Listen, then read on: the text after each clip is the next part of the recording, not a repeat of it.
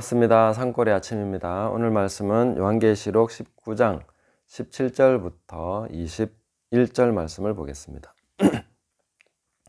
또 내가 보니 한 천사가 태양 안에 서서 공중에 나는 모든 새를 향하여 큰 음성으로 외쳐 이르되 와서 하나님의 큰 잔치에 모여 왕들의 살과 장군들의 살과 장사들의 살과 말들과 그것을 탄 자들의 살과 자유인들이나 종들이나 작은 자나 큰 자나 모든 자의 살을 먹으라 하더라. 또 내가 보매 그 짐승과 땅의 임금들과 그들의 군대들이 모여 그 말 탄 자와 그의 군대와 더불어 전쟁을 일으키다가 짐승이 잡히고 그 앞에서 표적을 행하던 거짓 선지자도 함께 잡혔으니 이는 짐승의 표를 받고 그의 우상에게 경배하던 자들을 표적으로 미혹하던 자라. 이 둘이 산채로 유황불 붙는 못에 던져지고 그 나머지는 말 탄 자의 입으로부터 나오는 검의 죽음에 모든 새가 그들의 살로 배불리더라. 아멘. 네, 이 장면은 지상에 전투하는 교회가 하나님의 말씀을 강력하게 선포하고 나아가는 그런 장면을 연상하시면서 읽으시면 됩니다. 말 탄 자의 입으로부터 나오는 그 말씀은 바로 예수님의 말씀, 주님의 말씀을 하나님의 교회가, 그의 몸된 교회가 선포하면서 천국 복음을 전파하며 나갈 때에 일어나는 일이다. 이렇게 볼 수 있습니다. 이 본문을 해석함에 있어서 우리가 중요하게 봐야 될 것은 이 새들의 정체입니다. 이 새들은 도대체 뭐냐? 왜 새가 갑자기 나오냐? 그리고 태양에 서서 말을 하는 천사의 말을 듣고 이 새들이 움직이고 있죠. 그래서 이 새들은 그냥 일반적인 독수리나 그냥 하늘을 나는 우리가 흔히 볼 수 있는 그런 새라고 보시면 안 되고 영적인 존재들이다. 이렇게 봐야 되는 것입니다. 뭐 우리가 계시록에 나온다고 해서 무조건 영적인 존재다. 이렇게 치부하려는 것은 아닙니다. 분명히 그 근거가 있습니다. 제가 말씀을 드리겠습니다.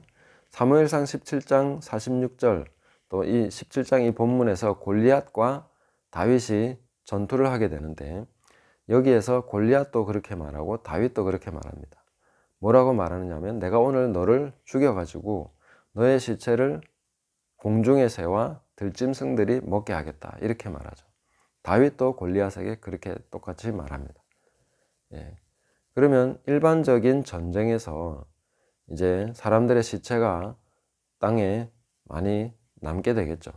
너무나 한꺼번에 죽으니까 그 시체를 누가 거두가지도 못하고 그렇게 남게 됩니다. 그러면 이제 오는 존재들이 있죠.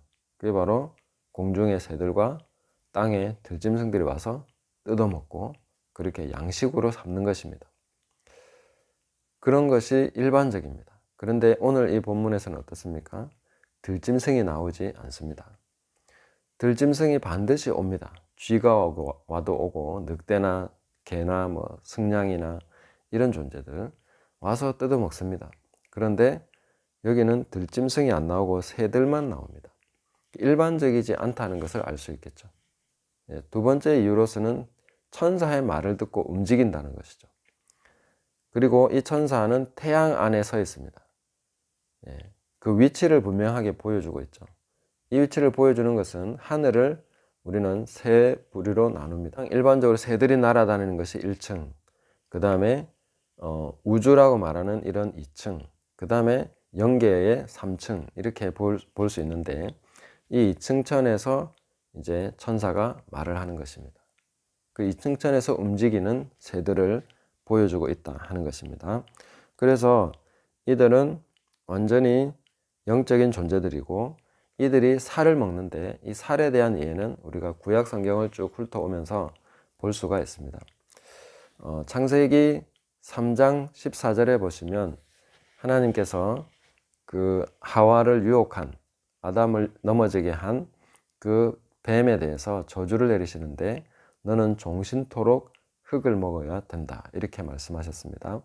그런데 우리가 일반적인 뱀들, 다큐멘터리나 모든 것을 한번 보십시오. 배로 다니는 뱀은 확실히 맞습니다. 그런데 흙을 먹는 뱀은 존재하지 않습니다. 뱀은 주로 쥐나 개구리나 뭐 이런 짐승을 잡아먹지 흙을 먹지 않는다는 거죠. 흙 먹고 사는 뱀은 뭐 굳이 말한다면 지렁이, 뭐 이런 거라 볼 수 있지만 지렁이가 이 하나님이 저주하신 그 뱀은 아니지 않습니까? 그래서 우리는 이 흙을 먹는다 하는 것이 어떤 의미인가 하는 것을 봐야 됩니다.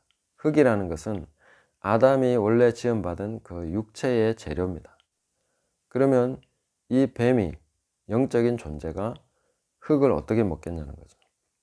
창세기 6장 3절에 보시면 나의 영이 영원히 그들과 사람과 함께 하지 않는다. 왜냐하면 그들은 육체가 되었기 때문이다. 자, 이 본문에서 그 육체가 되었다라는 표현은 바로 그런 것입니다. 하나님의 말씀을 이제 철저하게 무시해서 완전히 받아들이지 않게 되었다 하는 것입니다. 그래서 말씀을 등질 뿐만 아니라 오히려 그것을 반대로 하나님의 말씀과 반대로 행하면서 아주 딱딱해진 상태, 완전히 완악해진 패역한 상태, 이들을 향해서 하나님은 육체다, 육체가 되었다 이렇게 말씀하십니다. 그리고 고린도전서 5장 4절에서 5절을 보시면 제가 한번 읽어드리겠습니다.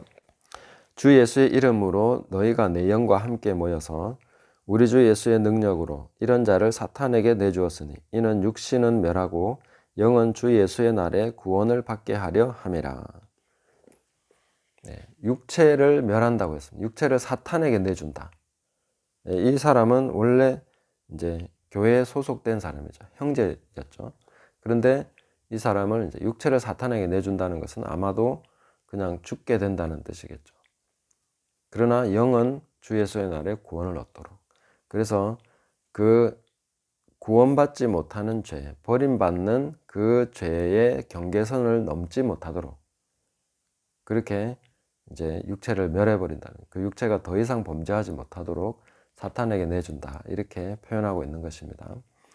그래서 이런 내용을 우리가 살펴봤을 때에 이 육체를 먹는, 이 살을 먹는 새들은 영적인 존재들입니다. 그리고 예수님께서 천국 비유를 말씀하실 때 4가지 밭의 비유를 말씀하셨습니다. 그 밭의 비유에서 첫 번째, 길가에 떨어진 씨앗에 대해서 그 씨앗은 새들이 와서 먹는다.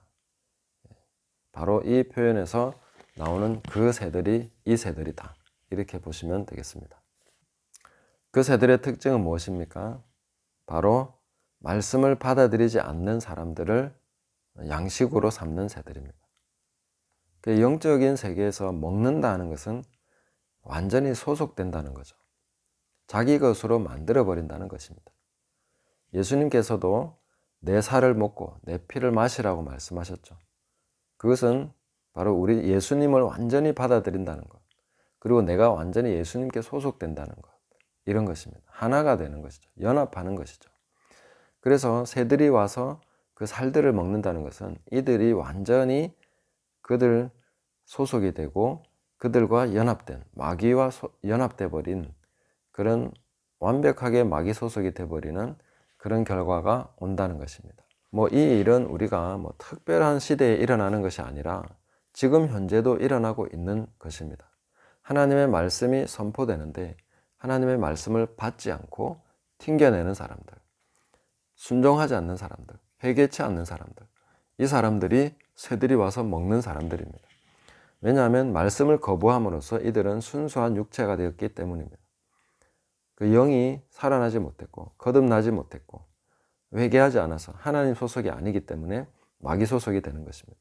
이렇게 극명하게 갈라지는 모습을 보여주는 것이 바로 현재 하나님 나라의 복음이 강력하게 선포되고 있는 이런 시대에 일어나는 일입니다.